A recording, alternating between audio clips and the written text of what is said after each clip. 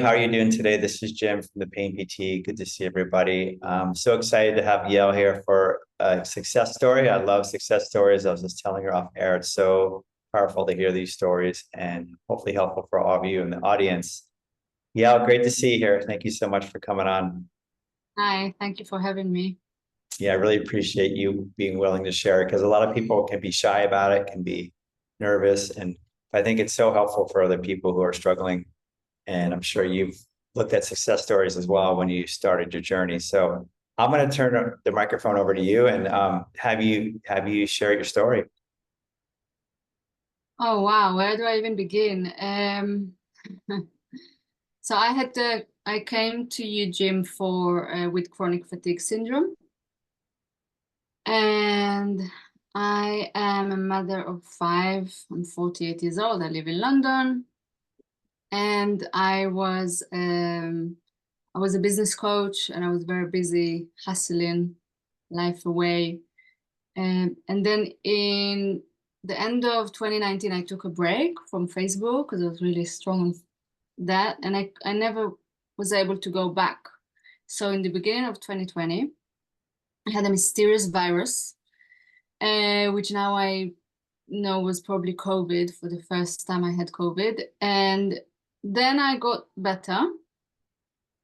And every time I started to work again and getting back to life, like how you normally do after any illness, I was hit again by sort of, it seems like similar to the virus that I've had, but it wasn't exactly the same. It was the strangest thing ever. And I thought I was crazy. I think my kids thought I was lazy. And then it took a year or a year and a half, and I was kind of getting out of it. And then towards the end of 2022, I had COVID again. And this time there was tests, so I can confirm it was definitely COVID, and I got it quite badly.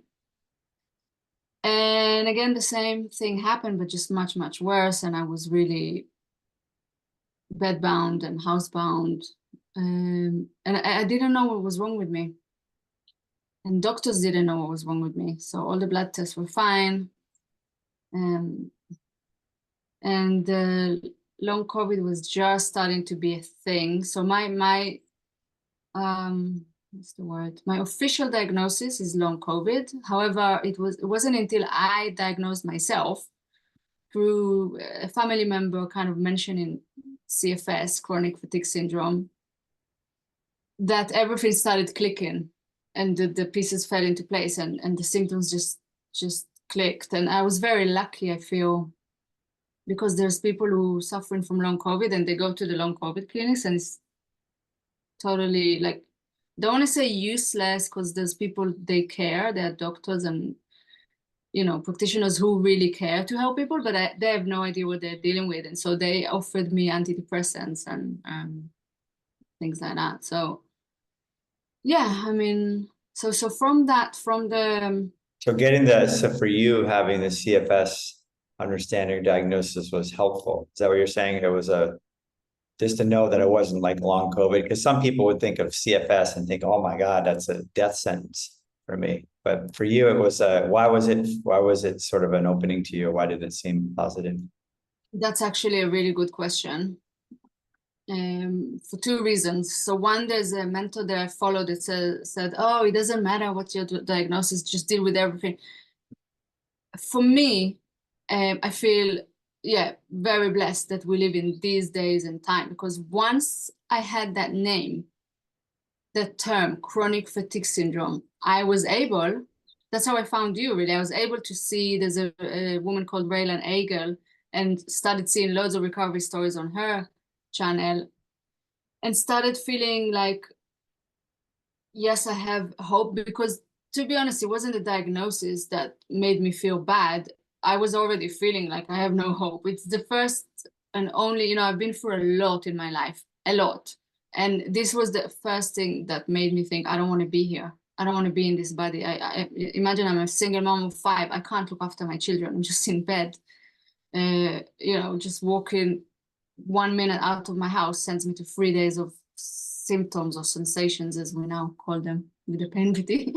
So Yeah, the diagnosis helped me because there are so many resources online. And I know that wasn't the case. Even Raylan Egel, her mom had CFS and she committed suicide because of it. So it was very helpful. It just led me to all this information that I then started working with different people. I don't know if you want me to say everything that I've done before. Sure.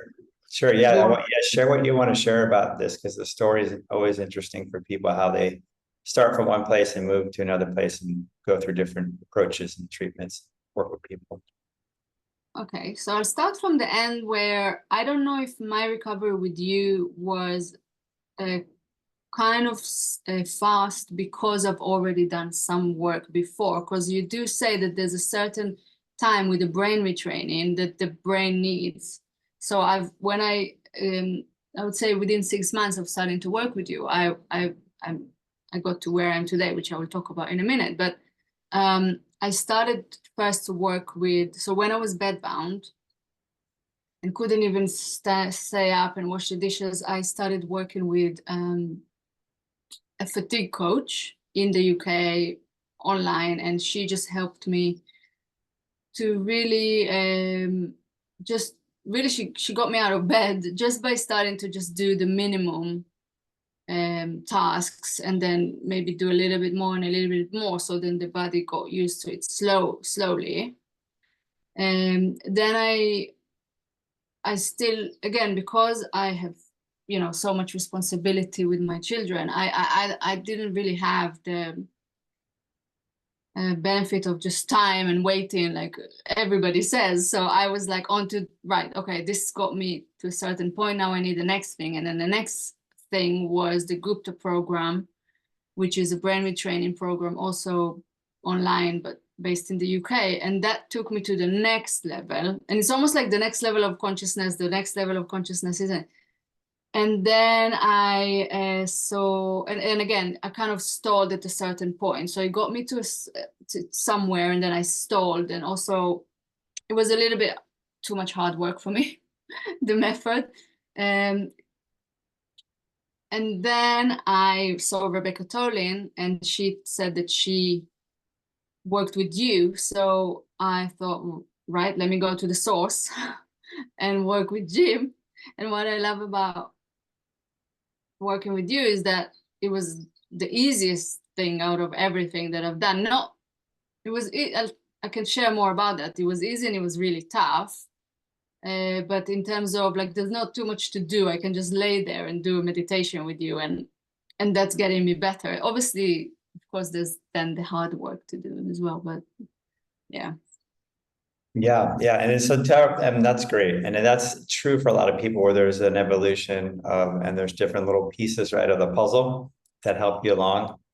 So maybe share. So you came from a really low point of being bedbound, which is pretty amazing, right? And then you started coming back, and as you went through this journey and what stuff, maybe you can highlight some of the stuff we worked on. What was really helpful, do you think, or pivotal to you in your mind?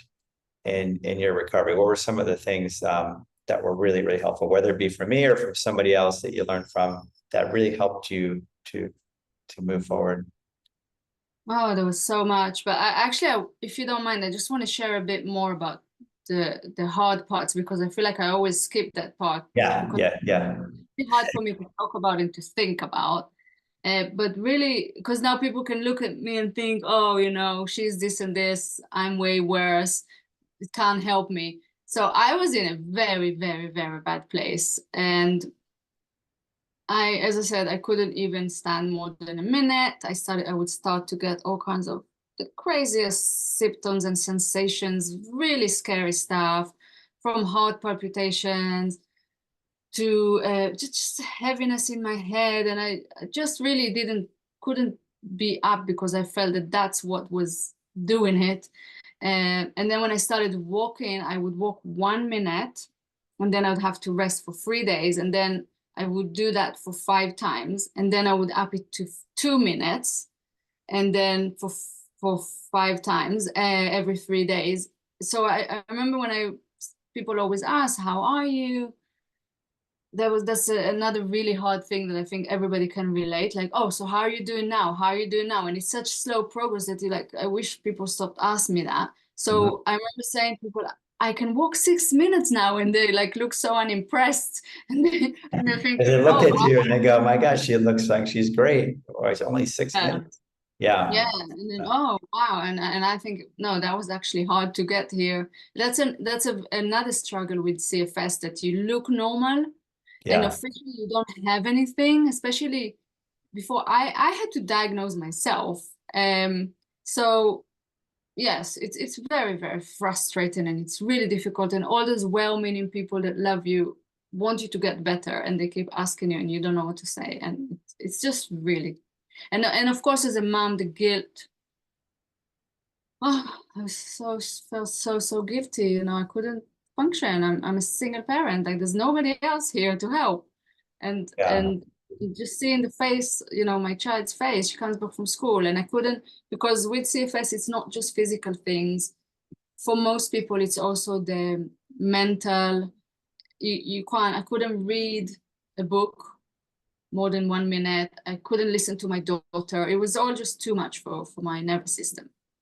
And in the So beginning, you had, the understanding was you didn't have this understanding, right? So your perception, I imagine, of all these symptoms you mentioned, the sensations was quite negative. Is that right? yes, I mean, when I look back at it, I think it's just all one long anxiety attack, really. And you basically, you kind of think you're going to die, and you feel like already died in a sense because you don't have a life. So yeah. Yeah. And I imagine the pressure too. Like you said, you're a single mom, you got the kids you got to take care of. You can't only do walk for a minute and then you're in bed for 3 days. So, I mean, it just, like you saying that's so helpful. It just sets into people to know where you were. Like it was pretty bad. You were in a bad place for a while. How long were you like that? In that, Um, on and off 3.5 years. yeah.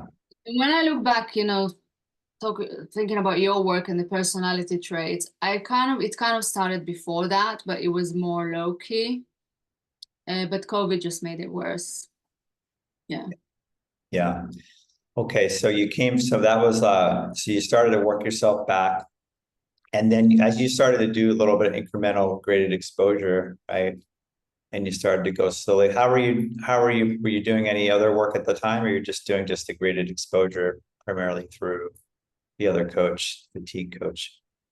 Right. So you asked what was helpful. The first thing that was really helpful is seeing, like you said, the recovery stories and knowing, okay, because chronic fatigue syndrome used to be something that people do not recover from. And to this day, people who don't have access to this information, they think that it's a life sentence. So seeing the recovery stories and knowing, okay, there are people who recovered from this, so there is hope. That was massive for me. And then with a fatigue coach, I mean, also it's really important, I think, to have a support system. So she was part of my support system. I also started working with a naturopath. So having a support system of really beautiful women, both of them were so lovely. And again, she had it herself and she recovered from it. And it was just some sort of action plan, something to do. And it got me out of bed. So that Maybe was really. share with the audience too, because like you said, it's easy. I'm glad you came back. Ask you that question. You came back to the symptoms. I'm glad you did that because when you're feeling better, it's easy to gloss over. And I hear this from people I work with. Oh, they sound like they just did this and this, and it was that simple. But No. you do when you're in it, you're in it. But when you're out of it, you don't remember it as deeply. But just maybe share with the audience the times when you were doing like a minute and then you'd be in bed for, I mean, how strong were those sensations you were having that kicked up in you as you were moving forward? Really, really good point, actually. I had I kept getting what's called post-exertion malaise, and you can go and Google it. Even just saying those words, really, it brings back so much trauma. It was traumatic. It's so scary. I mean, anybody that had a panic or anxiety attack knows it's the scariest thing in the world. and you don't have any control over your body. So you don't know what to do. It's just such a feeling of despair, really. And yeah, when I say that she helped me out of bed, that was a process of about 2 months. It wasn't fast. And Yeah. every time I'm feeling like I'm being set back, I'm starting to feel good. And that was all throughout my process until I got to work with you, which it was the end bit, but also it was easier.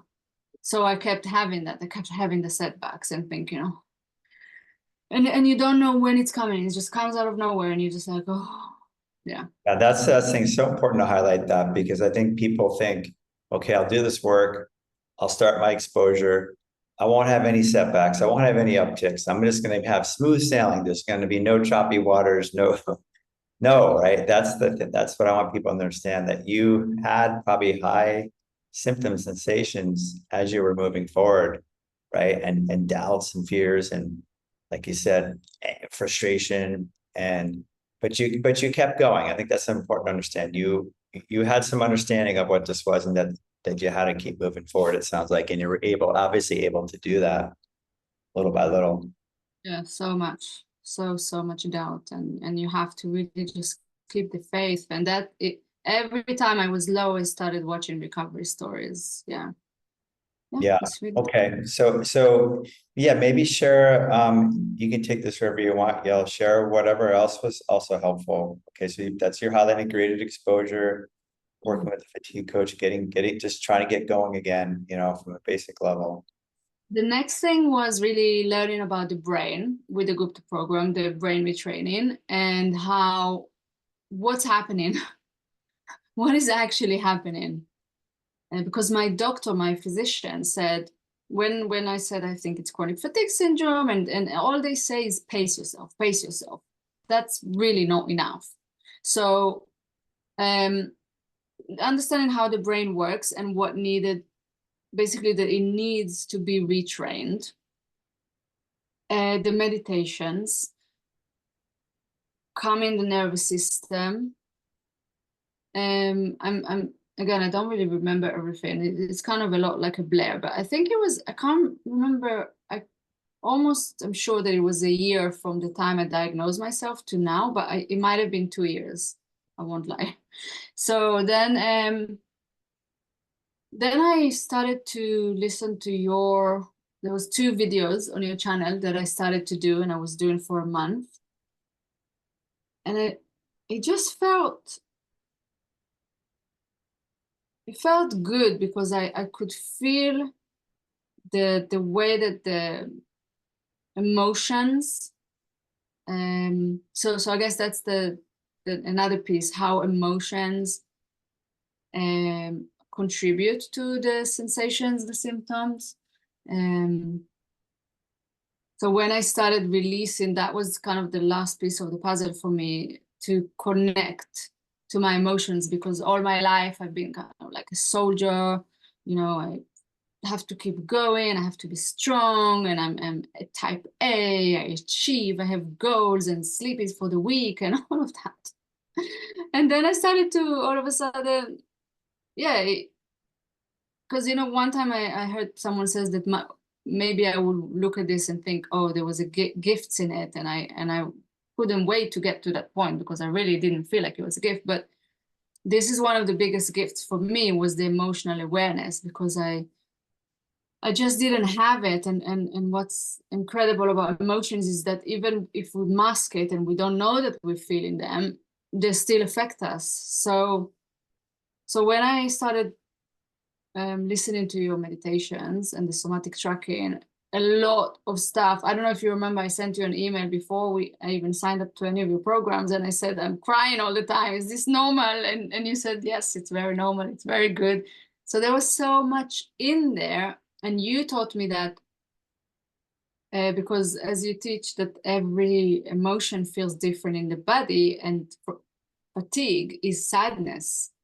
So I had to process all of that sadness inside me. So the fatigue probably took 2-3 months. And I mean, the fatigue, by the way, is the most horrible thing. Again, chronic fatigue syndrome sounds like you're just a lazy person.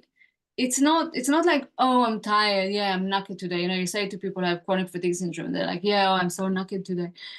No, you have no idea what that feels like. It just feels like there's a block of iron just training you down.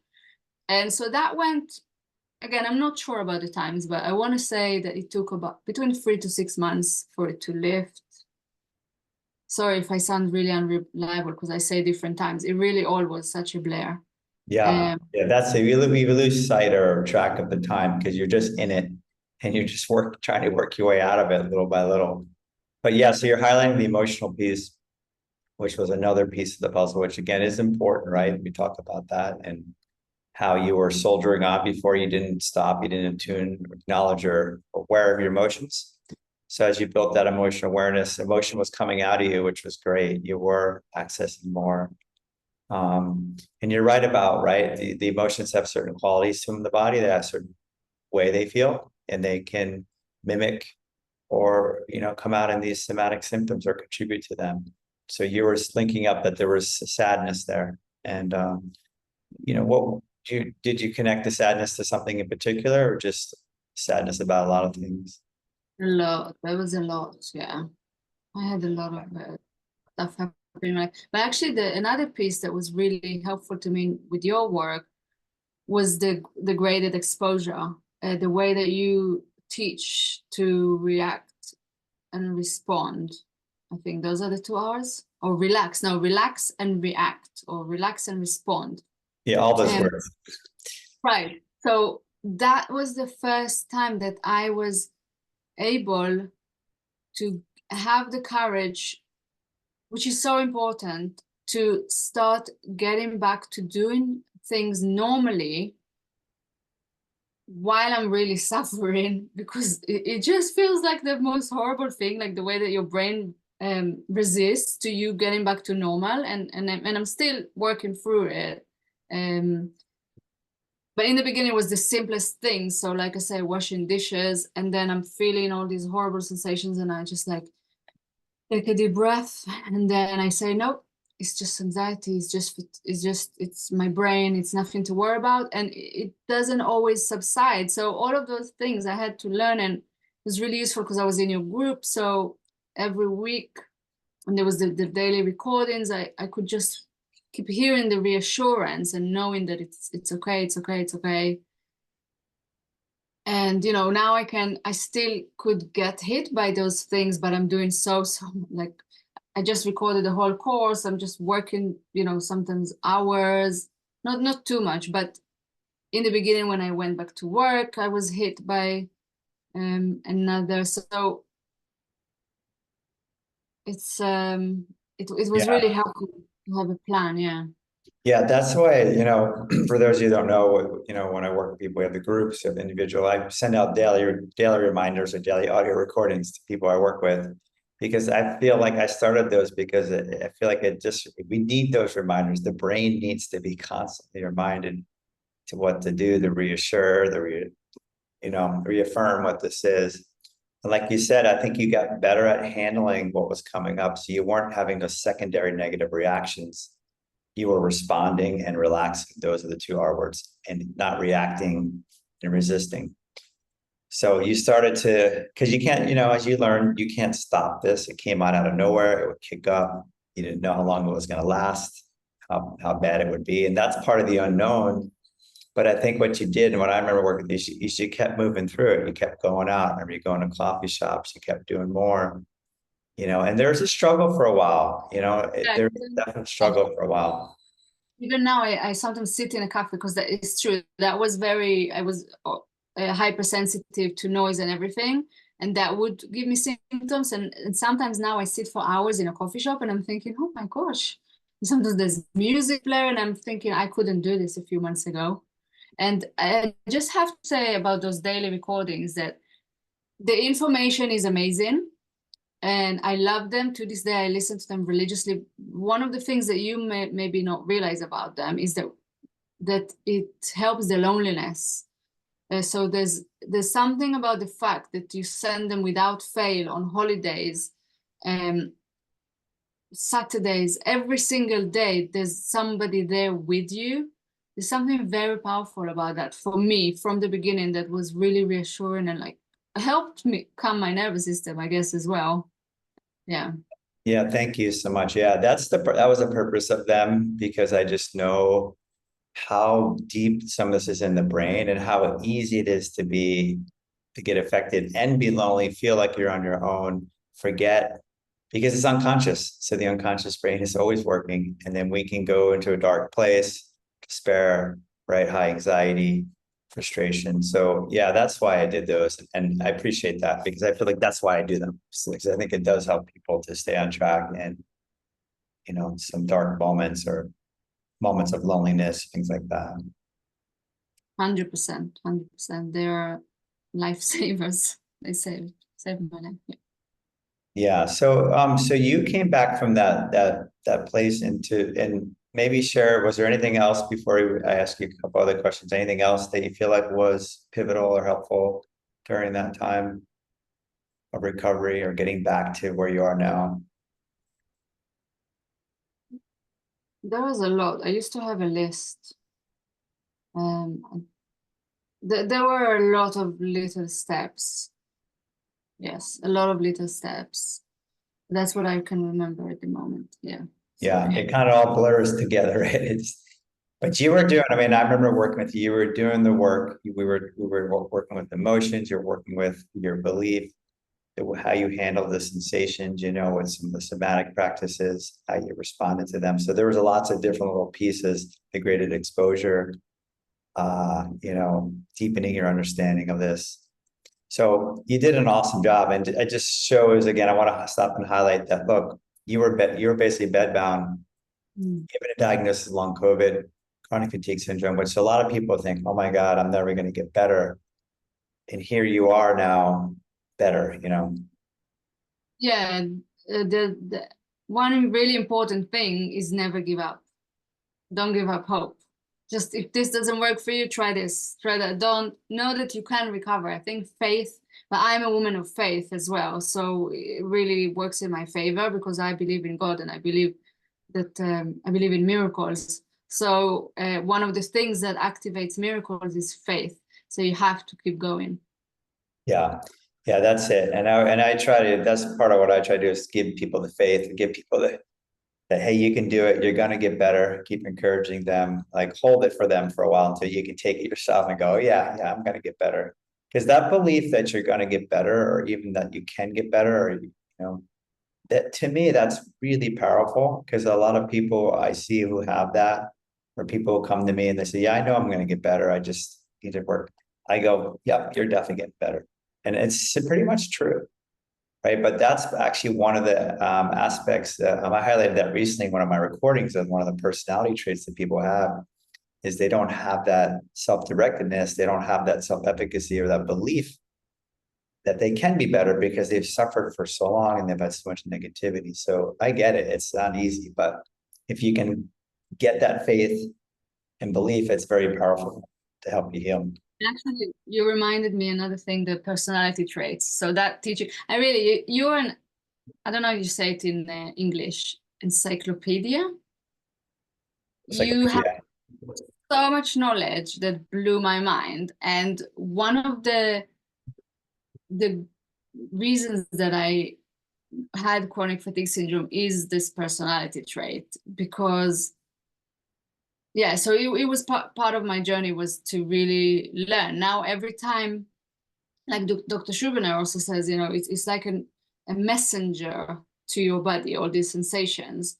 So knowing the personality traits, I could work backwards from that and think, right, I just pushed too hard. I didn't listen to my body. And this is part of my journey. And the gift for me is, some people get to 80 and never learn this. So now I know I need to just go at my own pace.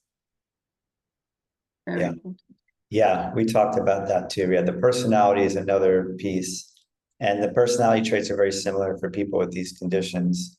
And one of them you highlighted there as a pusher is the force is to go too hard, too fast, put a lot of pressure on yourself, right, to achieve and produce and be successful and right, go, go, go. So yeah, you recognize that. in Yeah, your all of that, what you just said, just very much better than I said. So yeah, all of that. Yeah, and I just thinking back to about we did some stuff on emotions too, right? We would, talk about all these things like at the graded exposure, what are you doing? Let's keep moving forward, talk about where you are, how you handle the sensations when they came up, your belief. So we covered a lot of things, personality. And then with emotions, we would cover some life situations too that would highlight times when your symptoms would jump or spike. And we would say, well, what was going on? And so that was giving you evidence too around emotions and what was coming up for you and how you work with them. Where we talked about expressing anger and getting in touch with that at times and being more assertive, right? As one of your things as well. Definitely, yes. I could definitely see the correlation between stress. So just ask myself, what just happened? What am I feeling? And it's so useful the way that you teach. So because it's there's a system to it. So I'm having a spike in sensations, and then what am I feeling emotionally? And now I recognize what I'm feeling emotionally. How do I want to deal with it? Because you teach also for each emotion how to deal with it. This information is priceless. They should teach this in school. I mean, what are they teaching people in school? Really, this is what we need in our life. So yeah, so I was able to see that still to this day, asserting myself and speaking the anger out, but without hurting too much anybody else. And um, all of the emotions. So fear, just keep moving through it, and then sadness, let it flow. Basically, don't be scared of your feelings. Because when I started doing this work, it was too much for me, all the emotions. And actually, so I think it was probably 2 years, not a year, because there was a whole 6 months when I started working with you that I was smoking weed to take the edge off. Actually, it could have been maybe less, but because I wasn't a person who was used to feeling my feelings, I would also always my intellect would take over, and then just think, no, I'm fine. But then when you have to allow yourself to feel, it's just too much. It's too much. I couldn't take it. So Yeah, so that's that an was important piece you highlight there. Yeah, I think that's why people shy away from dealing with their emotions because they literally feel too much and you don't have the capability. We call it window of tolerance, right? We learned that the window of tolerance to tolerate the level of emotion we feel. Most times when you do training, you start small and you build up, whatever your training would be, play guitar, learn a language. Like for people with these things, like throwing them in the pool, deep end of the pool, and say, you better swim because your emotions are so high. So it's hard to learn this because it's like, oh my God, that is way too much. I can't handle this. So we get overwhelmed. We call it amygdala hijack. You shut down, you go into some kind of defense, smoking pot. So many different things that people do to avoid the feeling, not their fault.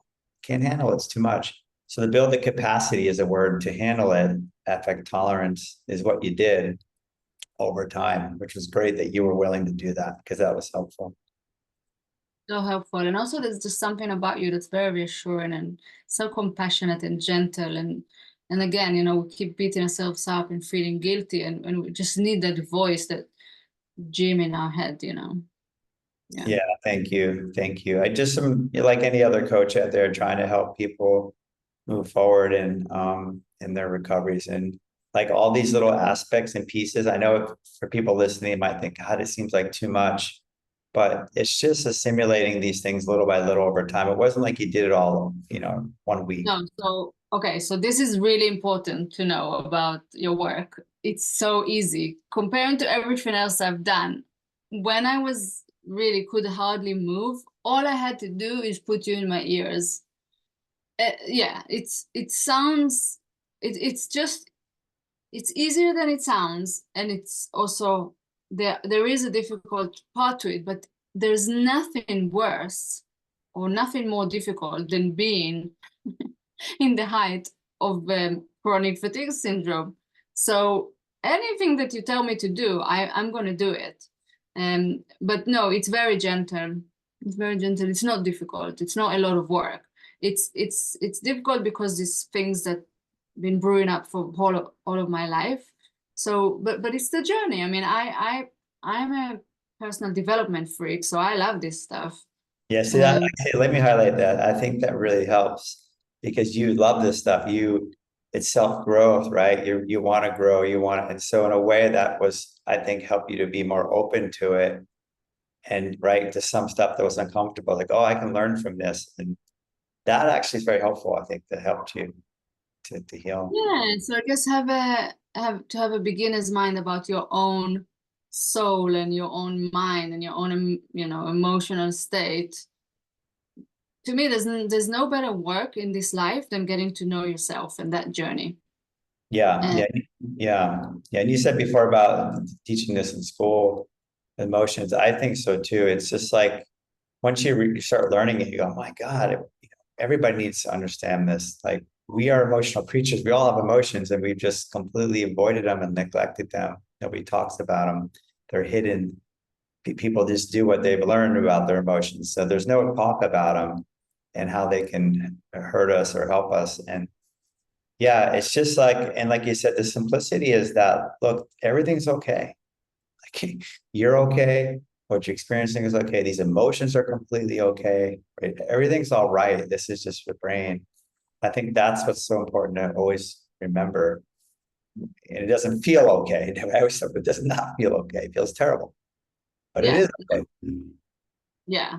And this is vital stuff. And also, once you work through a lot of the, what you've had inside you, and kind of get rid of the residue, then it's like, I don't know, say you're sorting through your emails and then you bring your inbox to zero, something I never do, by the way. I have 50,000 emails in my inbox. But say you're someone like that, and then you get into a habit where every new email that comes, you just sort it immediately. And then it never goes back to the 50,000. So I feel like, yes, so you go through a lot in the beginning, but now I can handle the emotions as I go along. And then something that is lovely is that now I'm reconnecting to joy, because I realized that all these years I just forgot about being happy, a happy, smiley person. So now I can do that, and it can be real joy because there's so many techniques to even just smile every day, and if you don't do that emotional work first, then it is almost fake. But this way it's more real, and I really do feel so much more happy in my life. That's a great point. Yeah. Well, as you clear out some of the negative emotions and you can feel them and be okay with them, it's almost like, as you said, the joy naturally comes in. It's not like you're trying to look for joy. You just start feeling more joyful and positive, and it starts to move in that direction. Yeah, it's a good place to be. A good place to be. Well, I'm so happy, yeah, that you've come to this place. And I just, again, love these success stories. I think they're so powerful because these conditions are so debilitating for people, and you lived it. So you know it, like you said, no one can really understand how bad it was. But you've come out of it. And is there anything else you want to share with people before we finish up? No, I mean, I guess just if they've been watching your videos and they've been liking them and they feel like they're ready to heal, then I would really recommend either working with you personally or in the group. I started with the group. I think for 6 months I did the group. And then when I did the group, I also got the daily recordings, which, as I say, they were invaluable. And then now we work together once a month, and then I get the recordings. So, there's so many. Actually, another important part of recovery is really, and this might sound, someone might get very angry, but I'm allowed to say it because I've lived this. I had to ask myself, okay, I keep saying I want to get better, I want to get better, but why don't I want to get better? And I realized at one point that I was scared. One of the things that held me back towards before my big breakthrough was that I was scared that my children, who have been helping me so much, they will stop helping. So once I realized that, I had to learn how to ask for help and delegate, even when I'm getting better. And that was one thing that was holding me back because I did not want to get better, because then I won't get the help. So it's just a good question to, because the reason why I say this is because if you want to get better and you love Jim's YouTube videos, just go ahead and take the next step. But if you're feeling something is holding you back, then you have to ask yourself, why don't I want to get better?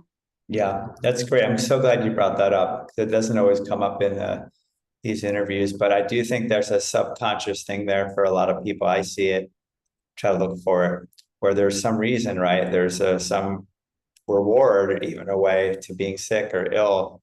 You're getting some benefit from it, right? We talk about even going back as a child, some people, oh, mommy, my stomach's hurting me. Oh, I'm hurt, right? To get some attention, to get some support in that way. And we use the illness or use the symptom to do that. And so for you to discover that and uncover that is really, it can be important for people. Yeah, being in drama is a way that most people know how to get attention, but there are healthier ways to get love and affection and attention. Exactly, that's it. We're looking for healthier ways that you can abandon the sensations because you want to be better, and that, hey, you can still ask for support even if you're better. You don't have to be sick to get the support you're looking for. You deserve it, and you deserve that respect, right? And attention and love, even when you're well. Definitely. And yeah, just my self-esteem is really, really improved working with you. I just want to say thank you, really. Thank you for your work. Thank you for all the effort that you put in. I know as a coach, as someone that teaches, I know what goes into every single thing that you do. And there's a lot of effort in it, but you do it with so much patience and so much love. And I'm grateful because look where I am, thanks to you doing your work. So I just want to say thank you. Yeah, thank you so much. Yeah, that means a lot to me. It does, and it keeps me going, to do the work. And I think it's powerful work. And maybe share a little bit before we leave about how this work now is infused you to do some other work, because I love how this parlays into people's lives. Oh, right. Okay. Thanks for asking that. So I had an events company, then I became a business coach, and then I couldn't work anymore. And so this journey has brought me to, I still work on female leadership with women, but I also work on female leadership and wellness. And recently I had an opportunity to record a course on a new platform. And I asked my audience, I gave them free options of what should I teach. And I just threw in there because after working with you, I decided to take a course with Dr. Schuberner and Mark Lomley about emotional awareness and expression therapy. And I'm just really so passionate about this. So anyway, I was going to teach one of these free courses, and I just threw in the end, I made up something called Feel Free, Reduce Stress and Anxiety for Emotional Awareness and Somatic Tracking. And everybody was like, oh, I need that. This is what I want. This is what I need for where I'm in my life. So it's almost like the work chose me. I don't know if you feel like that, but I was like, oh, okay, I guess I better do this. And when I really searched my heart, I have so much knowledge from what I've been through, but really a lot I learned from you. And then from the course with Dr. Schubiner, that I feel like it's all bubbling inside me and I need to get it out. And also I have so much passion for teaching this. So yeah, so there is going to be a little course coming out soon. That's fantastic. I love it. I love it. I love how people, because this needs to keep spreading. It needs to keep spreading. And people are looking for it. Like you said, they chose that. People are starving for this. And it's not spoken about, or talked about or infused in our medicine and everything in schools. So I'm so happy you're taking it and passing it on now. I say passing the torch. You're passing the information on to other people. So. Not like if somebody really has the problems that you help people with, this course is not going to be enough for them. They need to work with you. This is really sort of like EAT light. So I just bring in the model to people, and then so I talk about how to manifest, how it really is a lot of what I've studied from you. How do what are the primary emotions? How do they manifest in the body? And then I talk about 2 personality traits. And then I have the last week is all about reconnecting to joy and just things that I've been using in my life, just really, really simple to elevate it. And it's really working. It really is working. Yeah, So, and but it's helping you, right? It's giving you like that's what this is all about. Everybody listening is that getting through all the stuff we got through so you can reconnect to life and joy and purpose and passion. And that's what we're really trying to do. So this has, like you said, sprungboard you into something, even something new, but even something that's very inspirational for you. So awesome to hear, Yael. I'm so happy you came on and I was looking forward to this. So thanks so much for sharing your story. And this will my help pleasure. other people in their recoveries. Thank you. Thanks for having me. My pleasure. Okay, we'll see you later.